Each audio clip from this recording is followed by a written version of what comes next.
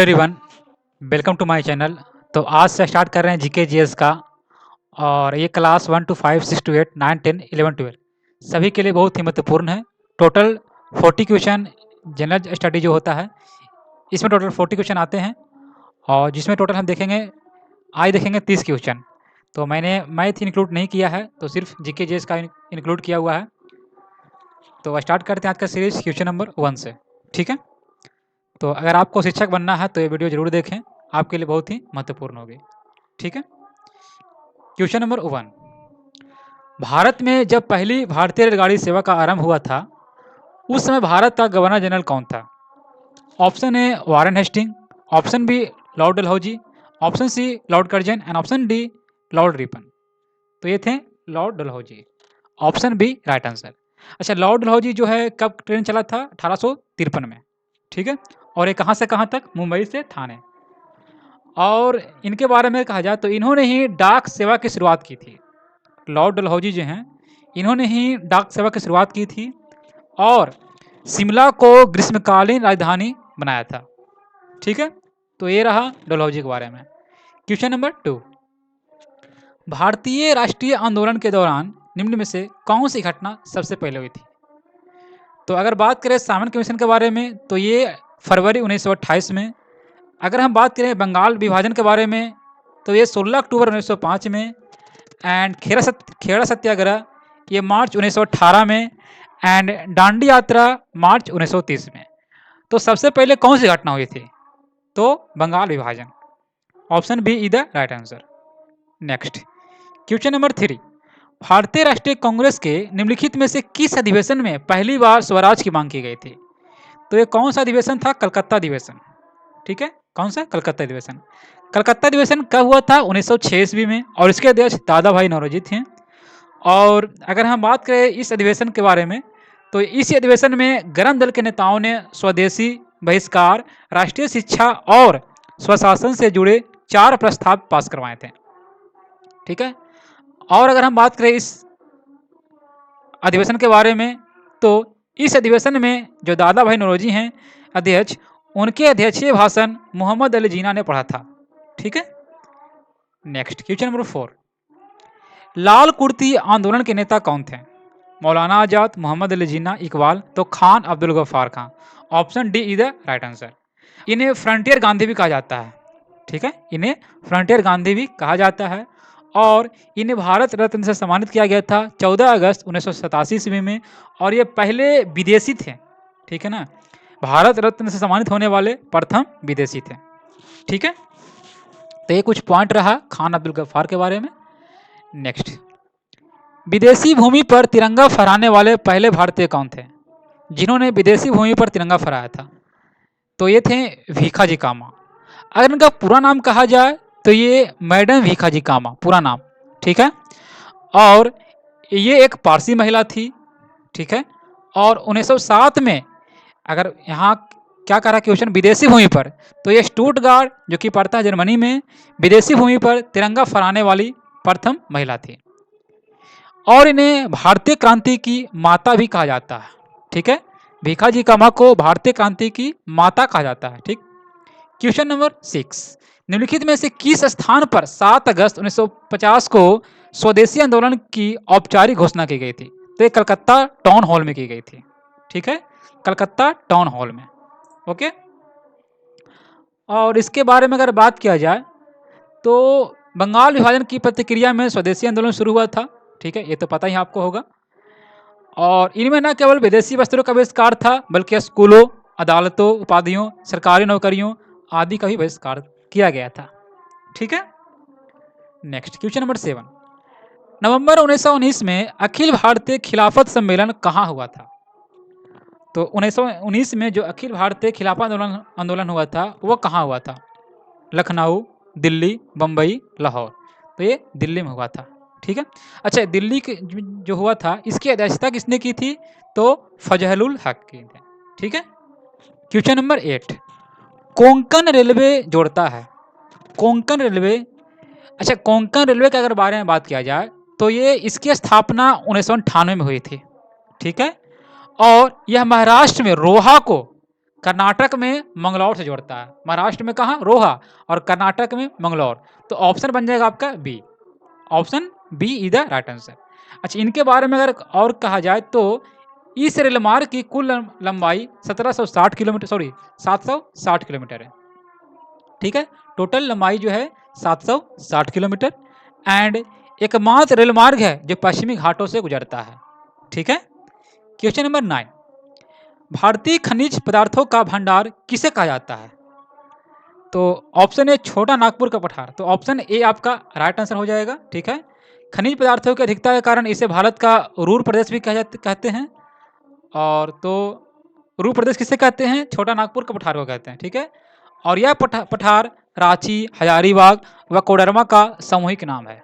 Okay, यह पठार झारखंड, छत्तीसगढ़, पश्चिम बंगाल व उड़ीसा में विस्तृत है। क्वेश्चन नंबर 10, निम्नलिखित में से कौन सा घटक मिट्टी के निर्माण को प्रभावित नहीं करता है?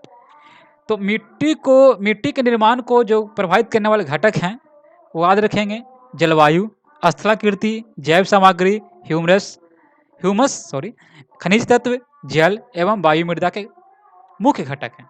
ठीक है, तो राइट आंसर क्या हो जाएगा? ऑप्शन सी, भूस्खलन नहीं है। ठीक है, बाकी जलवायु, मूल सामग्री, स्थलाकृति ये सभी हैं। क्वेश्चन नंबर 11, निम्नलिखित द्वीपों में कौन मसालों के लिए नहीं जाना जाता है? इनमें कौन सा है जो कि मसालों के लिए जाना नहीं जाता है? ऑप्शन ए ग्रेनेडा, टुवालू, माल्टा, मालदीव। तो ग्रेनेडा, टुवालू, माल्टा अगर कहा जाए तो ये मसालों के लिए प्रसिद्ध है, बट जो मालदीव आपका है ये नारियल के लिए प्रसिद्ध है। ठीक है, याद रखेंगे, नारियल के लिए प्रसिद्ध है। क्वेश्चन नंबर 12, संयुक्त राज्य अमेरिका का कौन सा औद्योगिक प्रदेश मिशिगन झील के दक्षिण में स्थित है? ठीक है, तो वो कौन सा है? शिकागो, जो गैरी प्रदेश होता है। शिकागो क्या है? लौह इस्पात का प्रमुख केंद्र है। ठीक है, शिकागो नगर विश्व का मांस मंडी भी कहा जाता है। विश्व का मांस मंडी किसे कहते हैं? शिकागो नगर को। क्वेश्चन याद रखेंगे। एंड शिकागो जो है विश्व का सबसे बड़ा रेलवे जंक्शन, वह गेहूं की सबसे बड़ी मंडी है। ओके, नेक्स्ट, निम्नलिखित में से कौन सा झील सही सुमेलित नहीं है? ठीक है, तो बैकाल झील के बारे में जानते होंगे, ये विश्व की सबसे गहरी झील है और इसका राइट आंसर हो जाएगा ओनेगा, कनाडा। तो ओनेगा है कहाँ? ओनेगा, तो ये यूरोपीय रूस के क्षेत्र में स्थित है, याद रखेंगे। क्वेश्चन नंबर 14, बिहार में निम्न में से कौन सा उद्योग कृषि पर निर्भर नहीं करता है? तो कौन सा उद्योग? उर्वरक उद्योग। ठीक है, ये कृषि पर निर्भर नहीं करता है। ठीक है, क्वेश्चन नंबर 15, किस औद्योगिक नीति ने निजी कंपनियों पर, तो आपका आंसर मिल चुका है, औद्योगिक नीति 1991 में। ठीक है, इसकी अगर विशेषता कहा जाए तो ये ऑप्शन था सार्वजनिक क्षेत्र का आरक्षण समाप्त करना, विदेशी पूंजी निवेश की अनुमति देना और सार्वजनिक क्षेत्र में विनिवेश करना।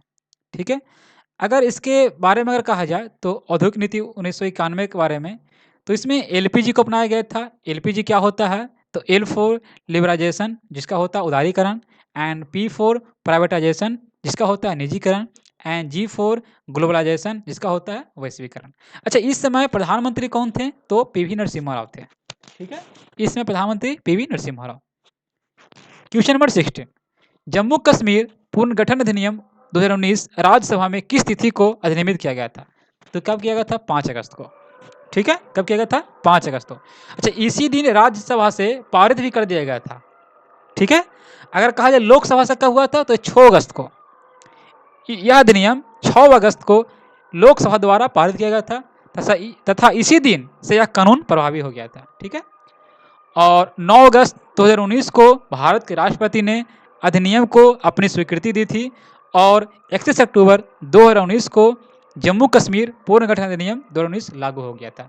ठीक है, मौलिक कर्तव्यों के संबंध में निम्नलिखित में से कौन सा अनुच्छेद राष्ट्रगान के सम्मान से संबंधित है? तो कौन सा अनुच्छेद होगा? ऑप्शन सी, अनुच्छेद 51 का ए। ठीक है, ये जो है राष्ट्रगान से के सम्मान से संबंधित है।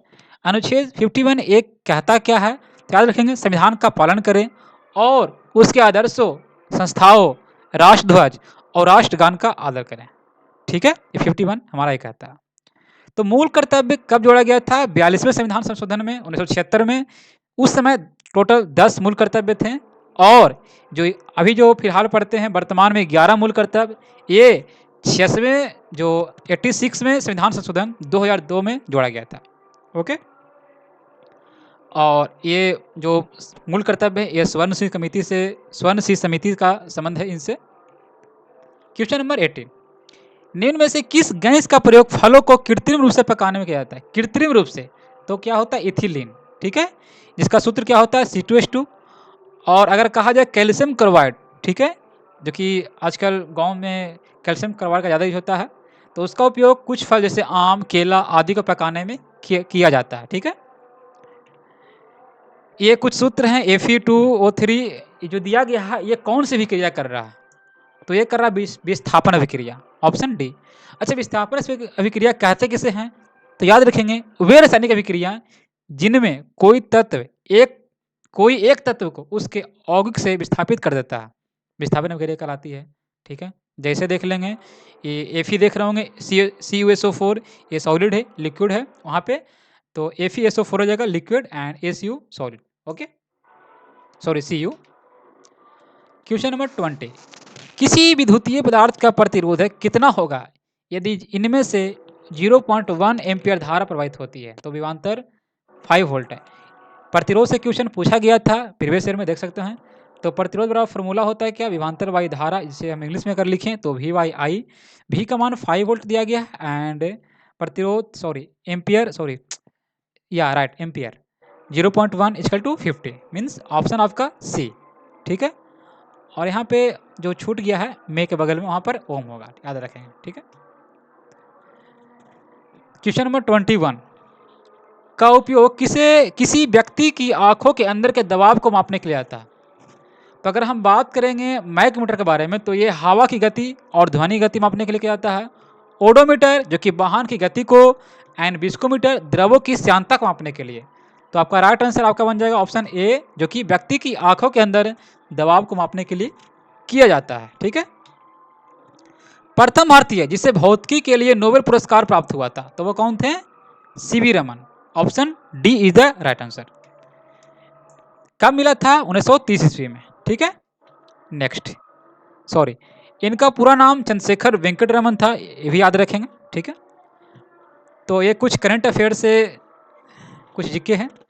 ब्राजील ने किस देश को 2025 में आयोजित होने वाली G20 समिट की अध्यक्षता सौंपी है? तो वो साउथ अफ्रीका को सौंपी है। ठीक है, क्वेश्चन नंबर 24, नवंबर 2024 में भारतीय सेना द्वारा बहुसंस्था आपदा राहत अभ्यास संयुक्त विमोचन 2024 का आयोजन कहाँ किया गया? तो कहाँ किया गया? गुजरात में। ठीक है, क्वेश्चन नंबर 25, बजट 2024 में किस राज्य में विष्णुपद मंदिर कॉरिडोर बनाने की घोषणा की गई? तो बिहार में की गई है। ठीक है, 26, जो 55वां अंतर्राष्ट्रीय फिल्म महोत्सव 2024 की थीम क्या थी? ये कहाँ हुआ था? तो ये गोवा के पणजी में हुआ था। ठीक है, तो इसका राइट आंसर ऑप्शन ए हो जाएगा, young film makers the future is now. ठीक है, ऑप्शन ए राइट आंसर। हाल ही में प्रधानमंत्री नरेंद्र मोदी ने बंजारा विरासत संग्रहालय का उद्घाटन कहाँ किया? तो ये महाराष्ट्र में किए हैं। ठीक है ना, महाराष्ट्र में कहाँ किए हैं? तो 5 अक्टूबर 2024 को पोहरा देवी, जिसका जिला वाशिम पड़ता है, वहाँ किए हैं। ठीक है, हाल ही में पर्यावरण एवं वन्य जीव पर ब्रह्मा अंतर्राष्ट्रीय फिल्म महोत्सव वातावरण कहाँ आयोजित हुआ है? तो ऑप्शन है जम्मू कश्मीर, चंडीगढ़, लद्दाख, नई दिल्ली। तो नई दिल्ली आपका राइट आंसर, ऑप्शन डी। पक्षियों द्वारा परागण की प्रक्रिया को क्या कहा जाता है? तो पक्षियों द्वारा परागण की प्रक्रिया को क्या कहते हैं? तो ये जो एंटोमोफिली है, जो कीटों द्वारा परागण को कहते हैं, एंड एनिमोफिली वायु द्वारा परागण को, एंड ऑटोमेगेमी पुष्पों के स्वपरागण को। तो राइट आंसर आपका बन जाएगा बी। ठीक है, जो पक्षियों द्वारा परागण की प्रक्रिया को ऑर्निथोफिली कहते हैं। कोशिका का कौन सा गुण कुछ पदार्थों को कोशिका के भीतर तथा बाहर आने जाने की अनुमति देता है? तो कौन सा? प्लाज्मा झिल्ली, ऑप्शन डी राइट आंसर। ठीक है, तो ये थे कुछ आज के 30 क्वेश्चन जीके जीएस का। तो अगर आपका रिस्पांस अच्छा रहा तो नेक्स्ट वीडियो बहुत ही जल्द आ जाएगा। ठीक है, तो वीडियो अच्छा लगे लाइक जरूर कर लें, चैनल सब्सक्राइब जरूर कर लें। मिलते हैं नेक्स्ट वीडियो में। Thank you everyone, thanks for watching.